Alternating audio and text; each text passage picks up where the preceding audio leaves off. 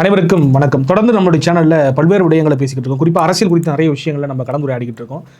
நம்ம முதல்ல எடுத்த முயற்சிங்கிறது என்னன்னாக்கா, இந்த தேர்தல் கருத்து கணிப்புகள், மக்களுடைய மன ஓட்டம் என்னவாக இருக்கிறது, 2026 யாருக்கு சாதகமாக களம் அமைந்திருக்கிறது அப்படிங்கிறத ஒவ்வொரு செக்டராக பிரித்து பார்த்துக்கிட்டு இருந்தோம் இல்லையா. குறிப்பாக இளைஞருடைய வாக்கு யாருக்கு போக போகுது, சிறுபான்மையினர் வாக்குகள் யாருக்கு போக போகுது, இப்படியான விஷயங்களை எல்லாம் தொடர்ச்சியாக நம்ம பார்த்துருந்தோம்.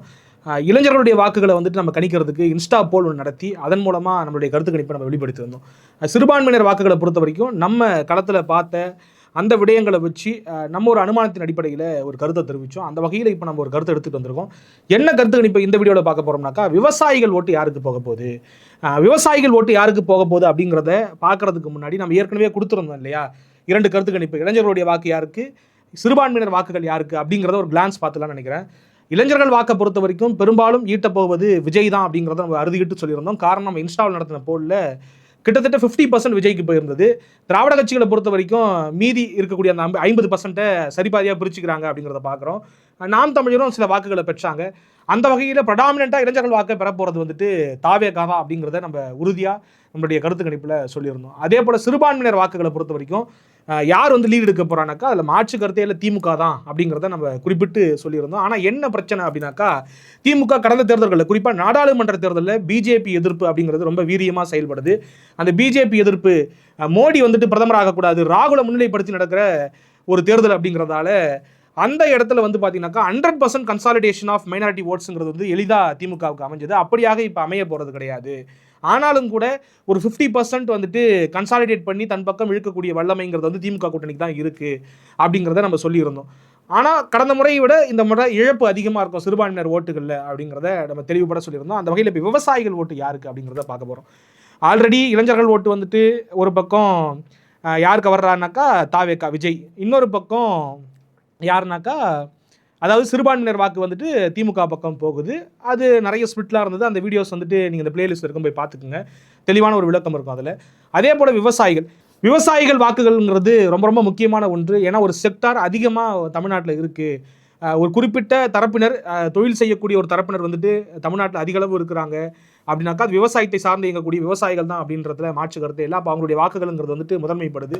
அப்போ அவங்க யாருக்கு வாக்கு செலுத்த போகிறாங்க அப்படின்னு யோசிச்சு பார்க்கும்பொழுது, கடந்த கால அதிமுக ஆட்சியிலையும் இப்போ இருக்கக்கூடிய திமுக ஆட்சிகளையும் என்ன மாதிரியான நலத்திட்டங்கள் கொண்டு வந்திருக்காங்க, என்ன மாதிரியான சலுகைகளை ஏற்படுத்தி கொடுத்துருக்காங்க, நல்லதை செஞ்சுருக்காங்க விவசாயிகளுக்கு அப்படின்னு பார்க்கும்பொழுது, எடப்பாடி ஆட்சி காலத்தில் என்ன செஞ்சுருக்காங்க அப்படின்னாக்கா, அதாவது நீண்ட கால கோரிக்கையாக இருந்த அத்திக்கடவு அவிநாசி திட்டத்தை கிட்டத்தட்ட முடிச்சு ஒப்படைச்சிட்டு போனாங்க அப்படிங்கிற மாதிரி நம்ம பார்க்குறோம். அதை தாண்டி பார்த்தீங்கன்னா குடிமராமத்து பணிங்கிறது ரொம்ப ரொம்ப தேவையான ஒன்று. டெல்டா பகுதிகளில் அந்த ஆற்று நீர் பாசனம்ங்கிறது கடைமடை வரைக்கும் போகணுன்னாக்கா எல்லா பகுதியிலும் தூர்வாரப்படணும். ஓடைகள் தூர்வாரப்படணும், ஆறுகள் தூர்வாரப்படணும், கிளையாறுகள் தூர்வாரப்படணும், கால்வாய்கள் தூர்வாரப்படணும். இப்படியாக எல்லாவற்றையும் தூர்வாரி டெல்டா பகுதிகள் செழிப்படைவதற்கு காரணமாக எடப்பாடி ஆட்சி இருந்தது. இன்றைய எதிர்க்கட்சி தலைவராக இருக்கக்கூடிய எடப்பாடியார் அவர்கள் அன்று முதலமைச்சராக இருந்தார். அப்போ அந்த பணியை சிறப்பாக மேற்கொண்டார் அப்படிங்கிறது தான் எல்லோருடைய கருத்தாகவும் இருக்குது.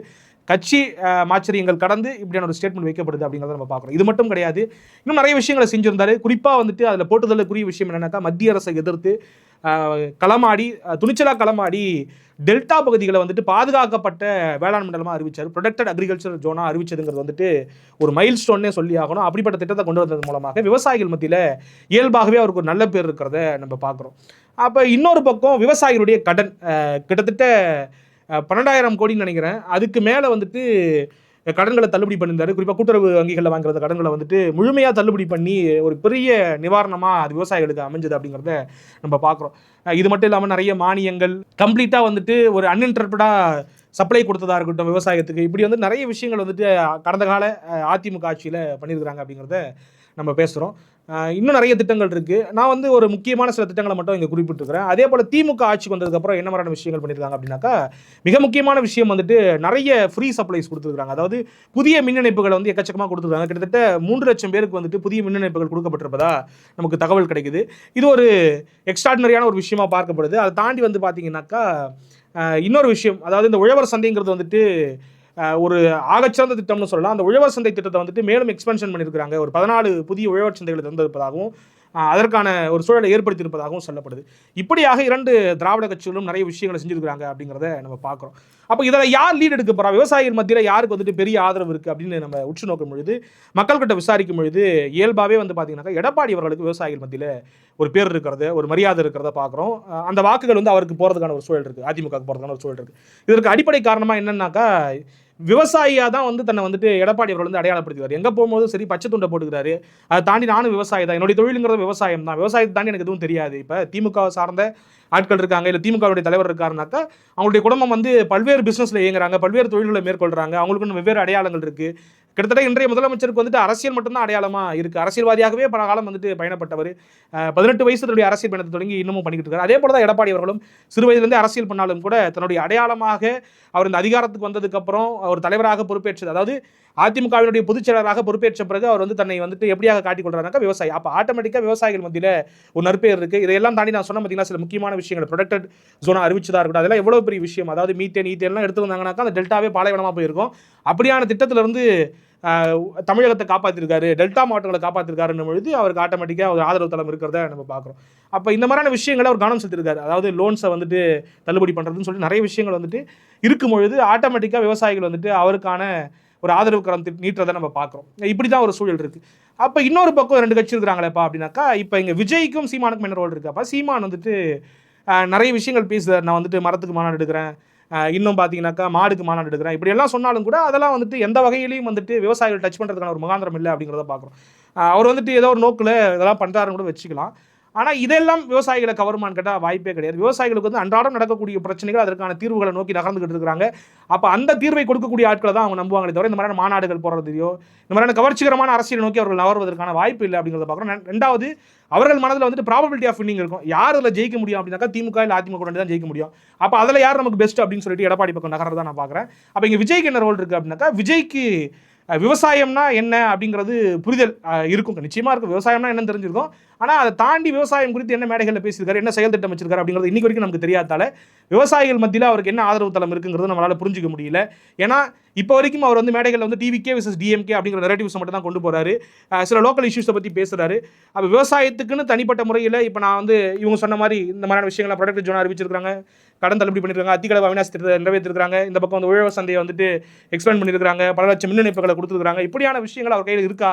இந்த அளவுக்கு தெளிவாக வந்து அவர் விவசாயிகள்கிட்ட போய் உரையாடுவாரா? இப்போ எதிர்க்கட்சி தலைவர் வந்துட்டு போகிற எல்லா இடத்துலையும் விவசாயிகளை கூட்டி தனி கூட்டம் போட்டு அவங்களுக்கு என்னென்னலாம் செய்ய முடியும் அப்படிங்கிறத விளக்கமாக சொல்கிறாரு. அப்போ இந்த மாதிரியான ஒரு புரிதலோட விஜய் அணுகிறாரா அப்படின்னு தெரியல. அப்போ விவசாயிகள் மத்தியில் இயல்பாகவே விஜய்க்கு வந்துட்டு பெரிய எதிர்பார்ப்பு இல்லை, ஒரு ஆதரவு தளம் இல்லை அப்படிங்கிறத பார்க்குறோம். அப்போ இந்த விவசாயிகளுக்கு மத்தியில் 2 பேருக்கு தான் போட்டி, ஒன்று அதிமுக திமுக. அதில் ப்ரடாமினெண்ட்டாக லீட் எடுக்க போகிறது அதிமுக அப்படிங்கிறது இன்றைக்கான கருத்துக்களம். அதாவது இன்றைக்கான களத்தில் நம்ம போய் பார்க்கும்பொழுது நமக்கு ஒரு கருத்து கணிப்பாக வெளிப்படுது. அவர்கிட்ட கேட்கும்பொழுது அப்போ ஆட்டோமேட்டிக்காக அதிமுகவுக்கு தான் விவசாயிகள் மத்தியில் ஈர்ப்பு அதிகமாக இருக்குது. 2வது இடத்தை பிடிக்க போகிறது திமுக. அடுத்தடுத்த இடங்களில் தாவேக்காவும் நாம் தமிழரும் வருவாங்க அப்படிங்கிற மாதிரி சொல்லப்படுது. அப்போ நம்ம ஏற்கனவே 2 கருத்து கணிப்பு பார்த்துருப்போம், இது 3வது கருத்து கணிப்பு.